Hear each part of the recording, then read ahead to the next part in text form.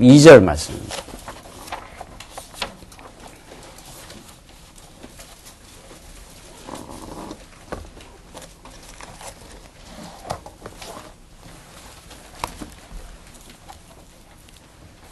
우리 하나님 말씀 신약성경 베드로 전서입니다. 베드로 전서 4장 12절 말씀입니다. 찾으신 줄 알고 이제 봉독 드리겠습니다. 베드로 전서 4장 12절 말씀입니다. 사랑하는 자들아, 너희를 시련하려고 오는 불시험을 이상한 일 당하는 것 같이 이상히 여기지 말고 오직 너희가 그리스도의 고난에 참여하는 것으로 즐거워하라. 이는 그의 영광을 나타내실 때에 너희로 즐거워하고 기뻐하게 하려 함이라. 너희가 그리스도의 이름으로 욕을 받으면 복 있는 자로다. 영광의 영 곧 하나님의 영이 너희 위에 계심이라. 14절까지 봉독 드렸습니다. 우리는 지금 베드로 전서에 계신 데는 성도의 거룩한 생활로 우리를 투쟁케 하시는 이 거친 이 세상 가운데서 어둠의 영들과 적그리스도의 계계와 잘 싸워가게 하시려고 우리를 하여금 이 베드로 전서의 말씀을 우리에게 주십니다. 세속주의와 싸우는 여러 가지 방법을 하나님께 허락하시는데 베드로 전서 말씀은 아주 적극적으로 세상 가운데 우리를 두셨지만 우리 세상에 살긴 하지만 세상에 속하지 않는 가치관, 거룩한 가치관으로 우리를 무장시켜서 거룩한 삶을 인도해 가시는 그 하나님에 대해서 이 베드로 전서가 우리에게 가르쳐 주고 있습니다. 오늘 특별히 오늘 말씀 본문은 이제 거룩한 생활의 기초, 이제 목표를 지나 그 모든 것들이 이제 복음 진리인데 그것을 지나서 이제 그런 복음이 만들어내는 실제의 모습을 우리가 지금 마지막 이 부분에 지금 당도에 와 있습니다. 이 본문을 통해서 우리가 어떻게 살아야 되는가 하는 실제의 어떤 방법론을 여러분들이 얻으려고 한다면 복음을 지금 성경을 잘못 대면하는 것입니다. 이런 거룩한 그 실제의 삶, 이것은 우리가 거룩한 가치관, 예수를 우리가 본격적으로 알기 전에, 본격적으로 믿기 전에는 꿈꾸지 못했던 거룩한 실제입니다. 거룩이라는 건 세속적 가치, 세속적 생활과 세속의 그 삶의 그 내용과는 전혀 다른 구별된 거룩한 가치관에 붙들린 거룩한 생활인데 이것은 여러분과 제가 지난날 이 거룩한 진리의 말씀을 알기 전에는 전혀 상상하지 못했고 그 경험하지 못한 세계라 이렇게 보는 것이 분명합니다. 물론 이제 말씀을 깨달으시고 거룩한 진리의 말씀 속에 사로잡힌 바 되어 거룩한 기쁨을 얻고 세상에 속해 있지만은 세상에 속해 있긴 하지만 세상에 함몰되지 않는 거룩한 가치에 사로잡힌 그 경험을 여러분들이 하셨을 것이고 또 그래서 이 말씀을 사모하고 또 이 말씀을 그걸 우리는 누린다. 하나님 나라를 누린다는 표현을 그렇게 씁니다. 오늘 본문 말씀 통해서 하나님의 거룩한 영광이 그 거룩한 은혜가 우리의 구체적으로 실제의 삶을 어떻게 인도해 가시냐를 보시는 게 중요합니다. 내가 어떻게 해야 거룩한 삶을 살 건가 하는 그 어떻게의 명제에 붙들려 있으면은 우리는 아직도 자기가 주인인 줄 착각하는 것입니다. 내가 어떻게 살아야 되느냐 이 말 아닙니까? 그게 아니라 우리는 과거에 살 수 없었던 인생이지만 우리를 붙드신 그가 우리를 하여금 거룩한 가치를 깨닫게 하셔서 여러분과 제가 꿈꾸지 못했던 이제 하나님께서 주시는 새로운 꿈, 거룩한 꿈 속에 우리를 두셔서 오늘 본문처럼 이 거룩한 실제가 여러분과 저의 삶 속에 실제화 되도록 그렇게 만들어 가시는 분이 계십니다. 그런 그리스도를 우리가 바라보시고 살아계신 하나님의 능력을 오늘 본문 말씀에서 깨닫는 것이 중요합니다. 그것이 성경이 가리키는 주제입니다. 오늘 12절 본문은 개인 생활 가운데 이제 마지막 부분인데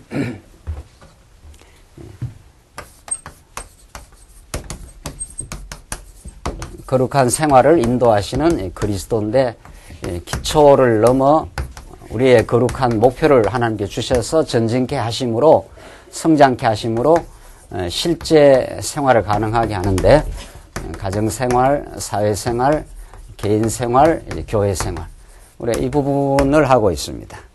오늘 본문 보시면은 사랑하는 자들아 너희를 시련하려고 오는 불시험을 이상한 일 당하는 것 같이 이상히 여기지 말고, 여기서 이상히 여기지 말고 하는 것은 영어로 말하면 그 surprise, 놀라지 말고 원어는 그렇게 되어 있습니다. 자, 하나님께서 우리를 개인 신앙생활, 이제 우리 하나님과 나와의 신앙생활 속에서 이제 신앙을 점검하고 신앙을 하나님께 돈독하게 하시는데, 베드로가 지금 강조하는 것은 사랑하는 자들아, 너희를 시련하려고 오는 불시험, 뭘 이상한 일 당하는 것처럼 내가 이 일을 왜 겪어야 되느냐, 그렇게 하지 말라는 거예요. 그렇게 생각을 하지 말라는 거예요. 이상한 일 당하는 것 같이 이상히 여기지 말고 놀라지 말고 그게 당연한 것이다. 하나님이 그 불시험을 통해서 우리를 단련시키고 하나님만 의지하는 순수한 신앙인으로 만들어 가시려고, 즉 이 불시험을 겪지 않으면 우리는 순수치 않습니다. 인간은 죄인으로 이 땅에 태어나고 자기중심적이고 하나님 뜻보다는 자기 의의를 더 추구하는 게 인간 너나 할 것 없이 인간이 가지고 있는 보편적 속성입니다. 그렇기 때문에 하나님 우리를 키워 가실 때는 하나님 말씀은 근본적인 우리의 공급 원천이고 그 하나님 말씀과 더불어 우리의 삶 속에서 불시험을 주신다는 겁니다.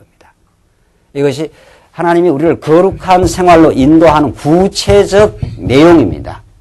지금 우리가 하늘의 복음을 깨닫고 너희가 예수 그리스도로 거듭나서 썩지 않고 쇠하지 않고 더럽지 않는 기업을 너희가 얻었으니, 이게 기초 아닙니까? 너희 오는 시련을 믿음으로 전진해라. 하나님이 우리에게 영원한 기업을 주셨다. 이 땅에 모이는 건 잠시 잠깐이다. 그리고 우리가 얼마나 든든한 하나님으로부터 정체성을 부여받았는가. 너는 왕같은 제사장 아니냐. 거룩한 백성 안 되었느냐. 이제 너희는 과거에 세상이 평가하고 세상이 규정하는 사회적인 지위가 높으면 우쭐대고 사회적인 어떤 지위가 좀 낮으면 아주 천박해지는 그런 인생이 아니다. 너희들은 하나님께서 너희들을 사랑하사 영원한 기업을 약속대로 주시고 예수 그리스도 안에서 우리를 거듭나게 하사 너희들의 본분과 정체성이 너희는 도대체 누구냐 하면 내가 놓을 수 없는 하나님의 백성이다. 그래서 왕같은 제사장이다. 거룩한 너희들의 나라다. 이것이 너희들이 거룩한 복음으로 말미암아 이루어진 목표요. 그 목표를 끊임없이 너희가 더 확고하게 붙들고 전진해 가도록 하나님 인도하신다. 그러니까 베드로전서는 여기에 나타나는 말씀을 우리가 깊이 깨달으면 이것이 이 실제 열매를 만들어냅니다. 이 본문의 말씀을 다 잊어버리고 여기에 집중을 해가지고 우리가 이렇게 살아야 되겠다고 결단한다고 사라지는 게 아닙니다. 그래서 우리는 과거에 살 수 없는 인생이었고 경험도 못했던 거룩한 삶으로 하나님께서 우리를 썩지 않고 더럽지 않고 쇠하지 않는 기업이라. 이 본문을 받는 베드로 사도의 이 편지를 받는 성도들은 지금 죽음의 위협, 환란 속에서 이리저리 소아시아 반도에 다 흩어져 있던 성도들입니다.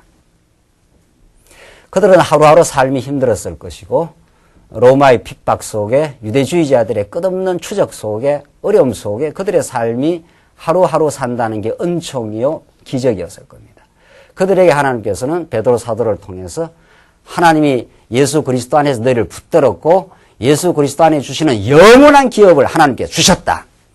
이 땅에 어떤 일을 이제 겪더라도 너희들에게는 영원한 보상이 이미 작정되어 있고 약속되어 있다.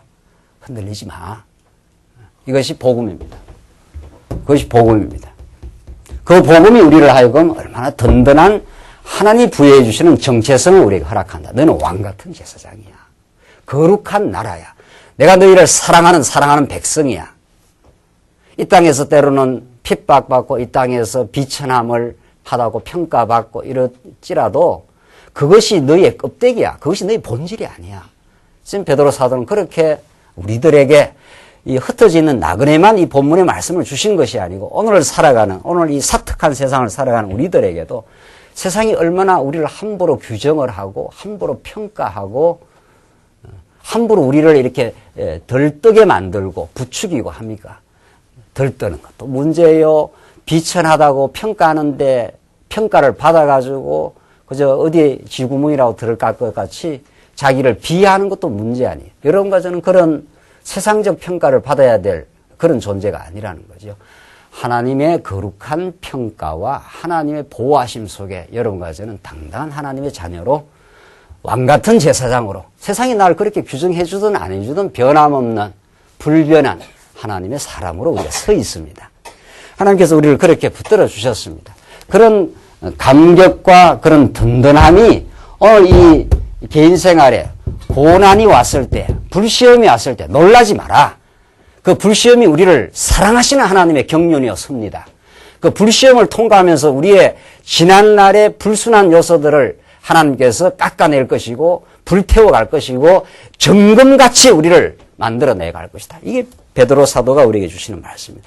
그게 하나님이 살아있다는 증명이다. 자, 오늘 성경 전체의 주제가 뭡니까? 성경 어디를 보더라도 성경은 하나님이 살아계시다는 그 증명을, 여호와되심을 증명을 하고 있는데, 불시험이 왔을 때 왜 내가 이걸 겪어야 되느냐 하는 건 아직도 하나님이 살아계심을 모른다는 뜻이죠. 하나님이 살아계시기 때문에 불시험이 온다는 겁니다. 오늘 본문이 그렇게 되어 있습니다. 사랑하는 자들아. 지금 베드로 사도는, 베드로도 엄청난 시련을 겪고 베드로는 거꾸로 매달려 죽었다는 것이 전설인데, 그냥 예수님처럼 죽을 수 없어서 거꾸로 매달려서 이제 사도들은 거의 다 죽었습니다. 거의 다 순교했습니다. 사도들은. 사도 바울 마찬가지고 베드로 마찬가지고 복음이 이 땅 위에 편만되기까지 우리 믿음의 선진들이 피를 다 뿌린 거죠. 고난을 경험한 거죠. 그렇게 해서 이 땅 위에 복음이 세차게 아름다운 열매를, 죽어야 열매를 맺히지 죽지 않고 어떻게 열매를 맺히겠느냐는 겁니다. 이게 미랄의 비유요. 예수님이 하신 일이고 예수님의 복음을 따라가는 성도들, 이 베드로가 그런 것을 다 경험한 사람입니다. 베드로가 얼마나 어리석었고 베드로가 얼마나 참 자기 중심적이었고 비겁했고 이런 베드로를 하나님께서 변화시켜 갔습니다. 복음 안에서 베드로를 담대하게 만들었고 고난을 받을 때 놀라지 않는 그런 담대한 인생으로 베드로를 세워간 겁니다. 그러니까 베드로가 이런 말씀을 하는 거죠. 너희를 시련하라고 오는 불시험을 이상한 일 당하는 것처럼 내가 이거 왜 당해야 되느냐? 내가 하나님 믿고 하나님 안에서 평안하고 하나님 안에서 그냥 모든 것이 잘 먹고 잘 살고 이래 살아야 될 것 같은데 어떤 불시험이 왔을 때 하나님이 나를 사랑하지 않아서 또 내가 왜 이런 걸 당해야 되느냐는 이런 것은 아직 믿음이 견고하지 않은 상태임을 점검하라는 거죠. 이상히 여기지 말라. 이상한 일 당하는 것처럼 이상히 여기지 말고, 놀라지 말고, 옳게 왔구나. 이렇게 생각하라는 거예요. 불시험이라는 건 우리를 하나님께서 순수하게 만들고, 하나님의 능력만을 의지하는 인생 되게 만들려고. 왜냐하면, 오늘 하나님 능력보다는 세상을 많이 의지해요. 하나님의 돌보심보다는 통장 잔고를 많이 의지한다고 그러더라고요, 누가. 그래요. 정말 그래요. 통장 잔고가 두둑하면은 든든한 거예요. 하나님이 능력 많다. 하나님이 지금까지 우리를 지켜오셨다. 하나님이 우주 만물의 금도 은도 하나님의 것이다. 이게 성경의 다 가르침인데 실제로 안 그런 거예요. 실제 살아다 보면은 통장 잔고가 두둑하면은 그냥 내 노후가 든든한 거예요. 그러니까 하나님 잘 안 믿는다는 거죠. 통장 잔고가 그렇게 많지 않으면은 그냥 불안한 거예요. 사실은 불안할 이유가 없는데 그렇죠. 정신을 차리면은 하나님 지금까지 살렸으니까 앞으로 안 살리겠어요? 또 하나님께서 이 땅에 영원히 살리는 게 목적도 아니에요. 살다가 하나님께서 언젠가 우리를 죽게 하지 않겠나요? 언젠가는. 나이가 80이 들어 죽든지 50이 들어 죽든지 이거 죽는 것도 작정이 돼 있지 않나요? 그렇죠? 그게 하나님의 능력이에요. 하나님의 주권적인 섭리예요. 그럼 하나님이 살 때까지 살게 할 거라는 믿음으로 살면 되는 거예요. 통장장고가 줄어들든 말든 언제 통장장고가 두둑했으면 살았습니까? 다 이렇게 저렇게 불안했어도 지금까지 잘 살았으니까 이 자리에 앉아있지 않습니까, 우리가? 그러니까 미리 땡겨서 걱정하고 이러면 죽을 건데 걱정하고는 다 하나님의 전능하심을 기전으로만 들었지 인격화되지 않는 거죠, 우리가. 그렇죠? 그래서 언제나 우리가 불시험이 왔을 때 놀라는 것은 하나님께서 우리의 믿음을 점검케 하고 더 우리를 단단하게 하신 하나님의 살아있는 섭리요. 하나님의 사랑하시는 섭리라. 참 이건 이 말씀을 받을 만한 사람만 받는 거죠. 그렇죠? 이 말씀을 받을 만한 사람만 받는 거죠. 우리가 하나님 맞습니다. 불시험이 왔습니다. 우리 삶에 경제적인 큰 어려움이 왔습니다. 정말 인간적인 갈등이 크게 왔습니다. 이런 것이 우리를 순수화시키는 하나님의 아름다운 섭리라는 겁니다. 13절 오직 너희가 그리스도의 고난에 참여하는 것으로 즐거워하라. 그리스도의 고난에 참여하는 것으로 즐거워하라는 거예요. 그리스도가 그 부활의 영광을 얻기까지 얼마나 인간들로부터 모욕을 당하고, 그리스도는 그렇게 모욕 당할 만한 사람이 아닙니다. 그리스도는 창조주요, 이 우주 만물의 주인입니다. 법정에 만약 그리스도가 선다면 재판장이에요. 그런데 예수님이 거꾸로 재판을 받은 거 아니에요. 그 인간 같지 않는 빌라도 앞에 서가지고 말이죠. 또 말이 거칠어지네요. 빌라도나 우리나 똑같은데 말이죠. 그러니까 예수님이 심판을 해야 되는데 빌라도고 헤롯 땅이고 군중들이고 예수님이 재판자의 좌석에 앉아가지고 심판을 해야 되는데 예수님이 거꾸로 인간 같지 않는 그 인생들 앞에 앉아가지고 심판을 받은 거 아니에요. 네가 유대인의 왕이냐? 네가 한번 내려와 봐라. 조롱하고 침뱉고 말이죠. 참 정말 진리를 하나님께 증명하는 방식이 여러분과 제가 생각하고 기대하는 방식과 너무 다르죠. 예수님이 이 땅에 오시면 천군 만마를 정말 끌고 와서 로마를 제거시켜버리고 로마 그 압제를 제거시키고 헤롯 왕을 즉시에 그냥 제거시켜버리고 그 땅 위에 하나님 나라를 건설해야 될 것 같은데 그렇게 유대인들이 예수님을 기대를 합니다. 그런데 예수님이 막상 십자가에서 그냥 침뱉음을 당하시고 재판을 받고 온갖 희롱을 당하고 머리에 가시면류관 쓰시고 십자가에 올라가셔서 3일 동안 목마름을 경험하시고 죽으시고 그러니까 제자들이 예수님이 메시아라고 느껴지지 않는 거예요. 뭐야 이게 도대체. 예수가 메시아로 느껴지질 않는 거예요. 하나님은 예수를 그런 방식을 통해서 인간이 기대하는 방식과는 전혀 다른 방식을 통해서 당신이 이 땅 위에 메시아임을 증명한다. 신령한 나라를 이제 이루어가는 영원한 생명을 이루어가는 그 방식을 통해서 이 거룩한 방식입니다.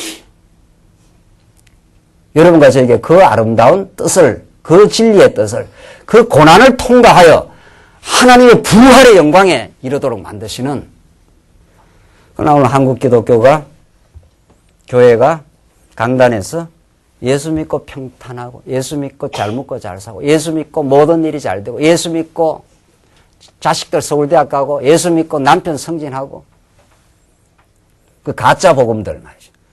거짓 복음들이 행행하는 이 시대 말이죠. 그래서 사람들이 예수 믿으면 아주 달콤한 소리를 듣고 싶은 거예요. 달콤한 소리들을. 예수 믿고 모든 게 평탄하고 예수 믿고 오손도손 잘 살고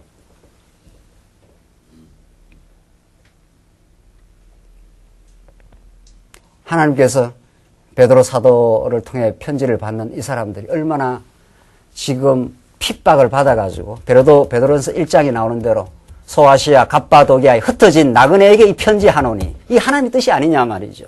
하나님께서 왜 그 백성들을 그냥 평탄하게 잘 살도 그렇게 나지 다 핍박받아서 흩어져서 소아시아 반도로 그냥 쫓겨나가서 지하 동굴 파고 들어가고 그렇게 살았습니다. 이 사람들이.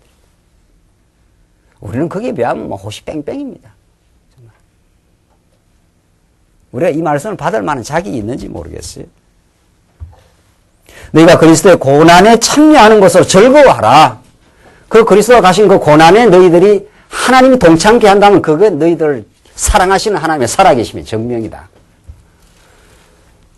그래서 하나님께 여러분과 저에게 경제적 어려움도 주시고 이런저런 마음에 힘든 것도 겪게 하시고 사람 간의 갈등도 경험해서 내 부족함도 발견하게 하시고 내 뜻대로 세상 만사가 돌아가지 않도록 주시고 다 직장생활 사업하는 거 그 이해관계 속에서 밀고 당기고 해야 되는 그 치열함 속에 살게 하시고 그 모든 것들이 우리 자신을 발견하고 복음의 위대함 앞으로 하나님께서 나오게 하시려는 놀라운 하나님의 섭리라. 너희가 불시험을 받을 때, 이 불같은 시험을 받을 때 놀라지 말라. 그 하나님이 하시는 일이다. 오히려 즐거워하라. 이게 가능합니까? 이게 옛날 세속적 가치관은 불가능해요. 세속적 가치관은 고난을 피하고 싶은 겁니다. 세속적 가치관은 잘 먹고 잘 살고 편안하고 어려움 없고 이게 다 세상 사람들이 원하는 거예요. 그 배부르고 살찌고 등 따시고 배부르고 하는 거 아닙니까? 그걸 세상 사람들이 다 원하는 거예요. 우리 예수 믿는 사람도 그걸 원해요. 그런데 예수를 제대로 믿으면 이제 그런 게 아닌 거지요. 그게 내 삶의 기쁨이 아니야. 오히려 너무 평탄하면 이상한 거 아니야, 이거? 이 복음 몰라서 고난받는 사람들 얼마나 많지 않나? 이렇게 되는 거예요. 우리 이렇게 평안하고 말씀을 들어 좋은데 지금 말씀 못 깨닫는 수많은 영혼들이 자꾸 생각이 나는 게 그게 이제 정상이에요.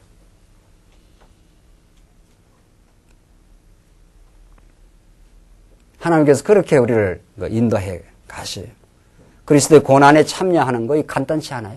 옛날 우리 옛사람으로는 불가능한 거죠. 그러니까 하나님께서 베드로한테 이런 복음을 주신 겁니다. 이 복음을 주셔서 그 복음의 감격을 안고 나면 하늘의 기쁨을 얻으면 이제 복음과 함께 고난을 받기를 원하는 정말 그런 하나님의 큰 사랑의 깨달음을 얻어야 그 하나님의 진리에 입각한 하나님의 큰 은혜의 감격, 마음의 기쁨, 진짜 하나님 안에서의 자기 정체성의 확보, 즐거움 이게 있어야 이제 고난의 삶으로 전진할 수 있는 바탕이 형성된 겁니다. 요한복음 3장에 바리새인 니고데모가 예수님이 찾아왔습니다. 나는 당신이 랍비인 줄 아오니 하면서 예수님과 대화가 나오지 않습니까? 니고데모가 뭐라고 그럽니까? 니고데모 물었어요. 예수님한테. 어떻게 해야? 예수님이 하시는 말씀이 네가 거듭나지 않으면 하나님 나라를 볼 수도 없다. 그러니까 그 바리새인 그 니고데모는 그 당시에 큰 학자입니다. 많이 바리새인이니까 그 율법 학자예요. 율법 학자. 그 사람은 예수님이 하신 말을 무슨 말인지 모릅니다. 못 알아들어요. 결국 못 알아듣고 갑니다. 못 알아들어.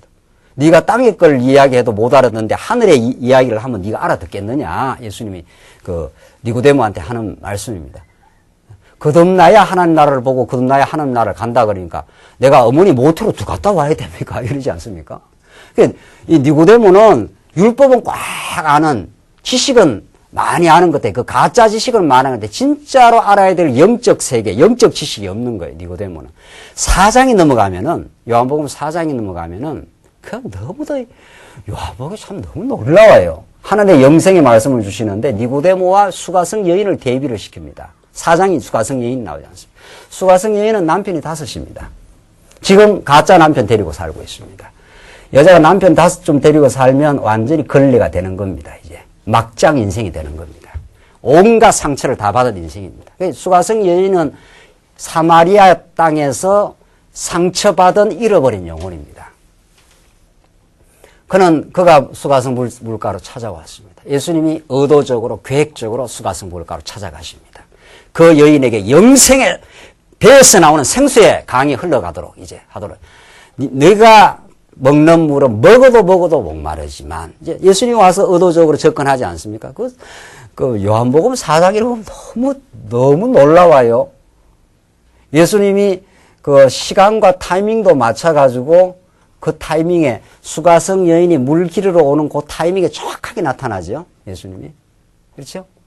그 상황 설정이 그렇게 돼 있다고요. 상황 설정이. 자, 그렇게 찾아와서 예수님이 의도적으로 접근을 하지요. 그래서 물 한 잔 달라 그러니까. 왜 당신은 유대인이고 나는 사마리아 여인인데 내가 무슨 상관이 있느냐? 당신 유대인들은 우리 사마리아를 개처럼 그렇게 인간 취급을 하지 않았습니다. 사마리아 땅이 그렇습니다. 예수님께서 계속 대화를 이끌어 가십니다.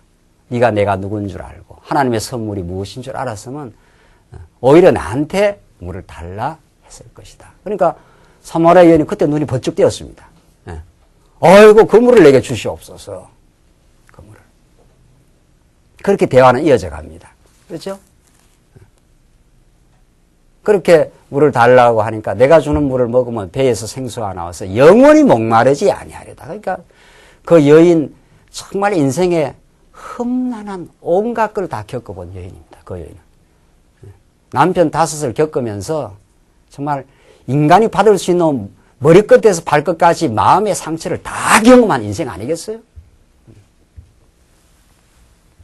그 여인에게 니고데모와 수가성 여인이 이렇게 대별이 되는 겁니다. 니고데모는 바리새인이죠. 학자 중에 학자, 율법 학자입니다. 자기가 의롭습니다. 그 의로운 자에게는 예수님의 말씀이 들리질 않는 겁니다. 네가 거듭나야 하늘 나라를 보겠다는 그 말이 무슨 말인지 안 들리는 거예요. 그 자기 의에 가득 찬 사람. 예수님이 의인을 부르러 온 것이 아니라 누구를 부르러 왔다고요? 여러분과 저 같은 수가성 여인 같은 죄인에게, 진리에 대한 갈망을 가지고 있는 우리 인생들에게, 내가 아무것도 아니라고 생각하는 인생들에게 우리에게 찾아오셔요. 그 마음이 가난한 자 복이 있나니 천국에 너희 것입니다. 누가 이 말씀을 듣느냐는 거예요. 여러분과 저에게 들리는 이 말씀, 오늘 이 불같은 시련을 놀라지 말라, 그리스도의 고난에 참여하라는 이 말씀은 아무나 들리는 말씀이 아닙니다. 자기가 알고 있다고 생각하는 니고데모 같은 인생이 안 들립니다. 이 말씀. 자기가 의롭다고 생각하고 자기가 똑똑한데 예수님 말씀이 들리겠어요? 예수님께서 내가 땅의 말을 해도 네가 못 알아듣는데 하늘의 말하면 알아듣겠냐 네가. 진짜 알아듣게 할 영혼을 내가 찾아간다. 그래서 수가성 여인에게 찾아가는 거예요. 예수님이. 네 남편 5이 있었잖아. 지금 있는 남편은 네 남편 아니야. 예수님께서. 수가성 여인이 놀래가지고 말이죠. 당신이 선지자서로이다 하면서 수가성이 그래도 굴복 안 해요. 수가성이 그때까지만 해도 잘 못 깨달아들어요. 얼른 화제를 바꿔가지고 우리 이 사마리아 땅의 사람은 당신네들은 거기서 예루살렘에서 예배를 드려야 된다고 하는데 우리가 어디서 예배를 드려야 됩니까? 이렇게 화제를 슬쩍 바꾸가면서 끝까지 그 여인이 예수님에게 굴복 안 하면서 끝까지 들어오죠. 예수님이 다 설명을 해줍니다. 이 땅에도 말고 예루살렘도 아니고 하나님이 신령과 진정으로 예배 드릴 때가 오나니, 예수님이 그렇게 말씀을 이어가요. 그렇죠? 그래서 그렇게 이어가니까 그 여인이 마지막에 하는 말씀이, 집에 가서 읽어보셔요. 요한복음 4장 읽어보시라고요. 그 스토리가 어떻게 하나님이 그 걸레같이 막장 인생 수가성 여인을 찾아가서 그 여인으로 하여금 내가 메시아라는 걸 증명하고, 그래서 메시아임을 받아들이는 그 놀라운 역사를 만들어내시는 그리스도. 그래서 우리 조상들이 메시아가 온다고 이야기하던데요. 이렇게 그 마지막 그 대화가 그렇게 이어져요. 마지막 대화가. 내가 바로 그다. 내가 바로. 수가성 여인은 그 인생에 살아오면서 모든 죄악투성이 속에서 그 험난한 인생을 살아오면서 그 머리끝에서 발끝까지 누구하고 대화가 됐겠어요? 남편 5하고 살면서 망가진 인생이니까. 아무도 그의 아픔을, 그의 상처를, 그의 지나온 기구한 인생을 알 수 없습니다. 예수님은 그 전체를 알고 있습니다. 예수님이 계획된 사건이었습니다. 그것이. 그런 인생에게 찾아오신 메시아입니다. 바로. 진짜 메시아는, 여러분과 저에게 메시아가, 예수가 메시아라는 진리는 우리 인생이 과거에 어떤 인생이라는 걸, 죄악 가운데 허덕거렸던 수가성 여인 같은 인생, 그런 인생에게 찾아오신 메시아가 진짜 메시아예요. 자기가 알고 있었다. 내가 이 말씀 전에부터 알고 있었다. 이런 사람도 있더라고요. 정말 그거는 요한복음의 말씀에 따르면 아니에요. 그러니까 니고데모는 예수님을 랍비로 규정하고 들어가는 거예요. 메시아로 규정하고 들어가는 게 아니라 랍비여 이렇게 하면서 자기가 알고 있으니까 알고 있는 그 수준에서 답을 해달라는 거예요. 너는 내가 땅의 걸 말해도 못 알아들어. 거듭나야 하늘 나라를 봐. 이게 거룩한 가치관입니다. 이 땅에 세속적 가치관은 꽉 들어차 있는, 자기 의가 꽉 들어차 있는 인생에는 이 말이 들리겠어요? 안 들립니다. 이 땅에서 상처받고 죄악 가운데 몸부림치고 인간에게 배신을 당해보고 그 인간의 배신이 내 스스로 또 그런 인생이라는 걸 깨달아가는 그런 인생에게 찾아오신 메시아입니다. 그 수가성 여인이 진리를 깨닫고 내가 바로 네가 기다렸던 내가 메시아다. 그러니까 물동이를 던져놓고 메시아가 나타났다. 내가 꿈꾸었던 진짜 메시아. 이분을 만나야 내 인생이, 남편 5이 해결해 줄 수 없었던 내 인생의 문제가, 그분을 내가 만났다. 그리고 동네에 뛰어들어가가지고 메시아를 만났다고 그렇게 복음 전파를 한 겁니다. 그래서 사마리아의 많은 사람들이 예수에게로 돌아왔더라. 요한복음 4장에 그렇게 돼 있어요. 누가 고난으로 뛰어드느냐 이 말입니다. 지금 누가. 아무도 고난으로 뛰어들 사람이 없어요. 우리는 고난을 싫어한다니까요. 세속적 가치관을 갖고 있는 다음에는 내가 편리한 거, 내 좋은 방식을 원한다고요. 사랑하는 성도님들. 누가 이제 남은 그리스도의 고난에 동참하시고 이 진리와 함께 정말 뜻을 모으시고 이 진리가 땅끝까지 전파되기를 우리가 염원하고 꿈꾸고 그 고난에 동참하기를 즐겨하는 그거 누가 그렇게 하겠느냐 말이야. 이건 인간이 할 수 있는 일이 아니에요. 마침내 죽음의 자리까지 하나님께서 몰고 간다면 우리를 그걸 우리 믿음의 선진들은 가장 영광이라 그렇게 살았지 않습니까? 그게 사람이 하는 일이 아니에요. 그게 수가성 여인처럼 다 인생이 다 망가져 버렸었는데 그래서 산다는 것 자체가 수치요. 하루하루의 생존 자체가 삶의 고통이요. 그런 인생을 하나님께서 찾아와 주시고 메시아를 보내주시고 그와 대화하여 그로 하여금 하늘의 영원한 소망을 얻게 하여 그 여인이 물동이를 던져두고 사마리아 땅으로 들어가서 메시아가 왔다. 그가 왔기 때문에 영원한 나라가 이 땅에 도래했다. 우리 한국 이제 성도들은 천국이 온다는 게 실감이 안 난다는 거예요. 전에보다 지금 잘 먹고 잘 사는데 뭔 천국이야, 천국은. 천국 있을까 겁난다는 거예요. 천국 있을까. 60년대 일제 말기에 그 고난의 시대에는 예수 천당 소리만 들어도 순천에서요. 목포입니다. 목포에서 평양 부흥회를 하면은 한 달이 걸려서 말씀 들으러 왔다는 거 아닙니까? 말씀을 듣기를 원하고, 말씀을 사모하고, 말씀을 들어야 내가 영생이 있다고 느끼고, 말씀을 들어야 지나온 내 모든 삶이 의미 있었다고 느끼기 때문에, 말씀 따라, 말씀이라면은 어디를 간다는 거예요, 말씀이라면. 말씀은 어떤 대가 지불도 가능하다는 거예요, 어떤 대가 지불도. 그리스도의 고난에 참여하는 걸 즐거워하라. 그리스도의 남은 고난에 우리가 동참하고, 미랄이 하나 죽어 썩어야, 없어져야 새로운 꽃이 피지 않겠는가? 미랄이 생기지 않겠는가? 우리는 내 현삼, 현품을 그대로 유지하기를 좋아하지. 내가 해체되어 새로운 미랄을 만들어내는 그리스도의 그 역사에 동참하는 것은 참 힘든 인생들이에요, 우리가. 이는 그의 영광을 나타내실 때에 그로 즐거워하고 기뻐하게 하려 함이라. 그의 영광을 나타내 예수님 반드시 오신다. 예수님 반드시 오시고야 만다. 그는 약속대로 하나님이 신실하기 때문에 이 땅의 모든 수치와 상처와 고통들을 마침내 쓸어버리고 새하늘과 새 땅을 만드는 그날이 오고야 만다. 두려워하지 말고 한 걸음 한 걸음 살아가. 지금 베드로의 지금 권면입니다. 14절 너희가 그리스도의 이름으로 욕을 받으면 복 있는 자로다. 그럼 그리스도의 이름으로 욕받기를 원하는 게 아니라 그리스도의 이름으로 편안하고 그리스도의 이름으로 모든 걸 유지하고 싶어하고 기득권을 가지고 싶어하고. 그러나 오늘 14절 오늘 지금 본문 말씀은 그게 아니. 그리스도의 은혜를 깨달은다면 수가성 여인이 예수를 만나버렸다면은 진짜로 내 인생이 바뀌어버렸다면은 그리스도의 이름으로 욕을 받으면 복 있는 자로다. 그리스도의 이름으로 내가 욕받는 것이 이게 당연한 일이지. 그래야 하나님의 영광이 이 땅에 드러나겠지. 영광의 영, 그 하나님의 영이 너희 위에 계심이라. 하나님이 다 알고 계신다. 하나님의 영광스러운 그의 영이 우리를 다 보고 계시고 우리를 고난에 동참하여 부활의 생명의 영광의 그 환희의 기쁨을 우리를 얻게 하시려고 우리 그렇게 하신다는 거예요. 그러니까 놀라지 말라는 거예요. 사회생활 속에서 까다로운 주인 만나면 놀라지 말라는 거예요. 당연하지. 까다로운 주인 만나야 내가 순수하게 되겠지. 하나님 의지하는 것보다 세상을 의지하는 것들을 포기하게 되겠지. 놀라지 말라는 거예요. 옳게 왔다고 생각하고 그 불시험을 통과해 가라는 거죠. 하나님 그 불시험 가운데 우리를 망하게 하지 않고 불시험이 우리를 더 좋게 만들어 가시는 것이 하나님의 사랑의 섭리니까. 우리는 불시험이 오지 않으면 우리 인간은 바뀌지 않습니다. 인간의 말씀으로만 바뀌는 게 아니더라고요. 말씀과 더불어 불시험이 와야 비로소 말씀을 진짜로 사모하더라고요. 여러분 어떤지 모르겠어요. 저는 그렇더라고요.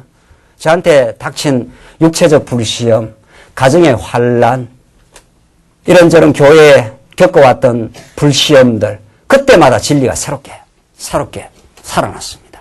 진리를 하나님 나는 사모할 수밖에 없습니다. 진리가 주는 힘이 아니면 나는 이 불시험을 통과할 수가 없습니다. 여러분은 어떻습니까? 15절 너희 중에 누구든지 살인이나 도적질이나 악행이나 남의 일을 간섭하는 자로 고난을 받지 말려니와. 이런 고난은 고난이 아니죠. 이런 고난은 거룩한 고난이 아닙니다. 쥐가 살인하고 도둑질하고 악행하고 남의 일을 간섭하고 자기 일이나 잘 하라는 거 아니에요. 우리 말씀은 자기나 잘 근사하고 자기가 하나님 앞에서 진리 앞에서 든든히 서가면은 그게 다른 사람을 가장 유익하게 하는 거예요. 괜히 남을 간섭하는 걸로 말미암아 얽혀 들어가가지고 고난 받는 그런 일. 그건 그 사람이 지혜가 없어서 복음을 몰라서 그런 거. 그건 거룩한 고난이 아니에요. 16절 만일 그리스도인으로 고난을 받으면 그리스도인으로서 그리스도를 따라가다가 진리를 따라가다가 고난받으면 그건 정말 복이다. 그런 거예요. 고난을 받으면 부끄러워 말고 도리어 그 이름으로 하나님께 영광을 돌리라. 그거 부끄러워하지 말라. 근데 사도 바울이 옥중에 들어갔지 않습니까? 매 맞았지 않습니까? 강도의 위험을 당했지 않습니까? 유대주의자들한테 만날 이단의 괴수라고 불림을 당했잖아. 그럼 수치롭게 생각하지 마라. 이게 오히려 훈장이라 생각해라. 하나님이 붙여주신 훈장이라 생각해라. 그래서 하나님에게 영광을 돌리라. 오히려. 성도 오늘 이런 본문 말씀들이 실제입니다. 하나님께서 우리를 이렇게 실제화되게 만들 거예요. 이렇게 복음만 복음이 분들어한 관념 덩어리가 아닙니다. 실제하고는 아무 상관없는 그런 게 복음이 아니에요. 복음은 생명이고 살아있는 말씀입니다. 복음은 우리 안에 역사할 것이고 우리 안에 반드시 우리가 죽어 미랄에 예수 그리스도가 가신 길처럼 그 미랄이 안 죽으면 하늘로 그냥 있는 거 아닙니까? 미랄이 죽어 썩어져 미랄이 해체되어 버리면은 정말 거룩한 아름다운 열매를 맺히는 것 같이 우리도 그리스도의 고난에 참여하는 걸 즐거워해라. 그러니까 예수 믿고 즐거워한다는 거. 여러분과 저의 삶 속에 남은 즐거움이 뭡니까? 이제 예수를 믿었습니다. 이렇게. 그렇죠? 이렇게 여러분과 제가 예수를 얼마나 잘 믿습니까? 예수를 그리스도로 잘 믿었습니다. 이제 남은 삶이 30년을 살았던 20년 살았던 남아있지 않겠나요? 그 남은 즐거움이 뭡니까? 이제 예수를 믿었습니다. 이렇게 성경신학의 말씀이 절대 진리라고 믿었습니다. 하나님께서 우리 남은 삶에 무슨 즐거움을 남겨두셨을까? 이거 우리 이제 오늘 이런 말씀 통해서 자꾸 이렇게 생각이 드는 거죠. 자, 이게 이렇게 좋은 말씀이라는데, 이게 확실한 성경적 진리라는데, 무슨 남은 즐거움이 있을까? 하하호 하면서 세속 사람들이 즐거워하듯이 그렇게 즐거워하는 즐거움이 남았을까? 아니면 그리스도의 남은 고난에 동참하고, 그리스도의 짐을 지고, 다른 사람들, 세상 사람들은 다 짐 안 지고 싶어 하는 거 아닙니까? 그렇죠? 세상 사람들은 다 편하게 살고 싶어 하는 거 아닙니까? 하나님의 거룩한 진리에 거룩한 가시관으로 무장되기 시작하면 수가성 여인처럼 예수를 진짜로 만나버리면 그 기쁨이 인생이 변해버리고 나면 짐을 지는 걸 즐거워한다는 거예요. 짐을 지는 거를. 이게 여러분과 제가 전에 경험하지 못한 사태입니다. 그렇죠? 그걸 우리가 이렇게 정직하게 인정하지요. 인정할 수밖에 없죠. 전에 우리가 예수를 몰랐을 때는 다 내가 버린 돈 내가 쓰고 내가 버린 거 내 편안하게 살기를 원하고 자식들 자손 마음대로 내 자식들 다 이렇게 하고 그거밖에 더 있습니까? 예수 믿는 사람은. 예수 안 믿는 사람은. 그래서 자기 이름 빚과 번쩍하고 권세 잡으면 권세 가지고 다른 사람 지배나 하고 그러나 예수를 믿고 나면 예수로 즐거워하고 예수의 영광에 즐거워하고 수가성 여인처럼 날 같은 인생에 찾아오신 그리스도. 나는 그리스도 아니면 살 수가 없어요. 여러분 어떤지 모르겠어요. 나는 예수가 아니면 살 수가 없는 인생이에요. 내 지난 날을 생각해 보면은 죄만 짓고 오만하기만 하고 내 힘으로 산다고 버둥대고 그래서 다른 사람을 많이 평가하고 멋대로 예수 만나고 나니까 내 자신이 발견되더라고요. 야, 참 나는 예수 아니면 걸리 같은 인생이었구나. 그런데 나를 이렇게 존귀하고 아름다운 인생으로 만들어 주셨구나, 예수님이. 그래서 나는 예수님이 최고예요. 여러분 어떤지 모르겠는데 나는 예수님이 내 인생은 최고예요. 예수님 한 분으로 만족해요. 진짜. 예. 더러 좀 불평할 때가 있지만 육신인지라 예수님 한 분 모시고 사니까 그렇게 좋을 수가 없어요. 제가 저 예배당 저 뒷방에 4년 반 살았지 않습니까? 4년 반 그 목욕탕도 없는 곳에서 4년 반 그 집사님이 하도 보기가 안 돼가지고 그래서 보온 무슨이라고 하나 달아주셨더라고요. 나중에는 목욕탕이 없어서 이렇게 하루 돌아다니면서 겨울에 참 추웠습니다. 석주를 등에 엎고 찜질방을 이리저리 유리방황하면서 다녔는데 그때 참 행복했습니다. 그때 불평이 별로 없었습니다. 지금 오히려 여러분들이 26평짜리 해주니까 왜 이렇게 좁냐 이렇게 말이 좀 나오더라고요. 짐을 지금 옮겨놨어요. 왜 이렇게 좁냐 이렇게 나와요. 지금 뒷방강 살 때 좁냐 뭐 기냐 이런 말 하나도 없어요. 그때는. 하나님이 딱 낮춰 놓으니까 더 이상 내려갈 데가 없더라고요. 더 이상 내려갈 데가 없더라고요. 내 인생에서 4년 반 동안. 참 행복했습니다. 그때가. 그때는 더 이상 내려갈 것도 없고 더 이상 뭐 바랄 것도 없고 뭐 이제 올라갈 일밖에 없잖아요. 그래서 19병으로 성도해주가 와 그날 밤에 너무 좋아하고 석주 주사 아내하고 호텔에 이런 호텔이 있냐 말이에요. 세상에 내렸습니다. 인생이 그런 거더라고요. 참 하나님이 우리를 행복하게 하는 그 기쁨의 과정이 있더라고요. 예수 안에 예수 만나면요. 진짜 진리를 깨닫기 시작하면 여러분과 저의 인생이 참 행복하고 따뜻해질 겁니다. 거룩한 목표가 생길 겁니다. 다른 거 다 필요 없더라고요. 예수님을 모시고 말씀을 늘 사모하고 말씀을 사모할 수밖에 없어요. 뭐 내가 사모한 것도 아니고 하나님 그렇게 인생을 몰아갔기 때문에 하나님 인생을 바닥치기까지 계속 경제적으로 육신적으로 병으로 막 몰아갔기 때문에 하나님 의지 안 하면 안 되도록 그렇게 인도하시더라고요. 그때는 과정에 힘든 때도 있었는데 지금 생각하니까 야, 참 하나님 살아계신다. 이렇게 내 인생을 멋지게 몰아갈 수가 있나. 말씀 앞으로 지나온 세월이 그랬습니다. 여러분들도 그럴 겁니다.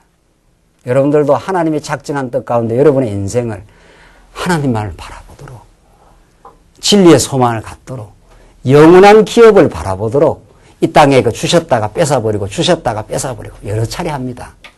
여러 차례 합니다. 경제적인 되었던 인간관계가 되었던 여러 차례 하나님께서 주셨다가 거두어 가버립니다. 그걸 바로 선지서는 때리고 싸맨다는 겁니다. 주셨다가 요업을 거두어 가버린다니까요. 주신 분도 여호와시요 취한 분도 여호와시니 여호와를 찬송하리로다. 우리는 주신 거 안 놓으려고 지금 뭐 발버둥 치거든요. 아이고 어떻게 모은 재산인데 어떻게 모은 재산은 뭐 어떻게 모아. 하나님 주시는데 자기가 모았다고 생각하는 거예요. 그러니까 하나님이 한번 걷어가야 되지 않겠나요? 안 그렇나요? 내가 물어봐야 되겠네요. 그러니까 하나님이 주신 건데 하나님 싹 걷어가는 거거든요. 하나님의 능력을 보여주려면은. 그런데 어떻게 모은 재산이 이러니까 그 사람이 힘든 거죠. 어떻게 모아. 하나님께서 능력 주고 재능 줘서 그렇게 모았지. 돈을 벌어서 버는 게 아닙니다. 돈이라는 건 벌린다고 하더라고요. 이 말을 아직도 못 알아들으시네. 돈을 내가 버는 게 아닙니다.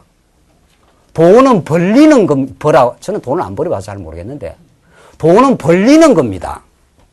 내가 막 벌려고 해서 버는 게 아니라, 돈이라는 건 사업은 벌려고 재능이 있다고, 사업 재능이 있다고 돈이 벌려지는 게 아닙니다.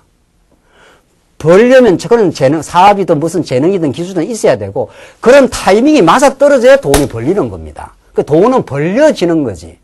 인생은 사는 게 아니고 사라지는 거지요.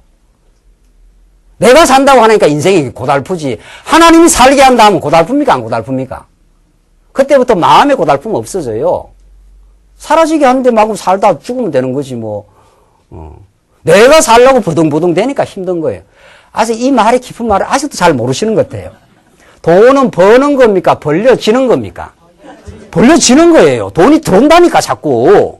뭐 이게 어떤 사업을 벌려나오는데 뭐 자꾸 이렇게 된다니까요. 되는 사업은. 내가 번 게 아니에요. 그 내 짤을 빼는 게 70, 80년의 불같은 시험이에요. 누가 하셨다고? 하나님이 하셨다고. 하나님이 하셨다고.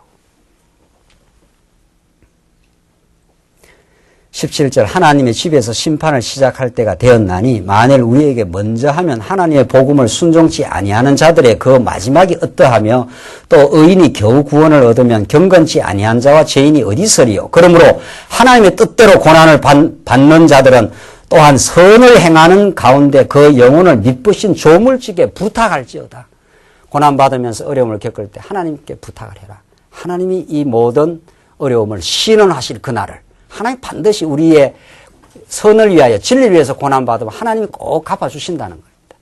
그게 지금 이 땅에 다 갚아주는 게 아니라 예수님 오셔서 우리의 눈물을 다 씻어준다는 겁니다. 최종적으로. 그날이 반드시 있다. 그날을 바라보며 전진해라. 심판이 하나님의 집으로부터 시작이 된다. 우리 자체로부터 하나님이 진리를 의지하는지 세상을 의지하는지를 하나님이 심판해 내신다는 거예요. 우리 자체부터 하나님의 집에서부터 심판이 이루어진다는 거예요. 그래야 이 교회가 거룩해지지 않겠나요? 교회를 세웠는데 하나님의 능력보다는 세상을 의지하고 세상 힘을 의지하고 돈을 더 의지하는 교회가 있다면 하나님 그것부터 심판하지 않겠나요? 그것부터 솎아내지 않겠나요? 아니야. 나만 의지해. 나만 의지해. 이걸 우리는 교회 생활을 통해서 배우고 깨달아 가고 있습니다. 좀 쉬었다 하시죠.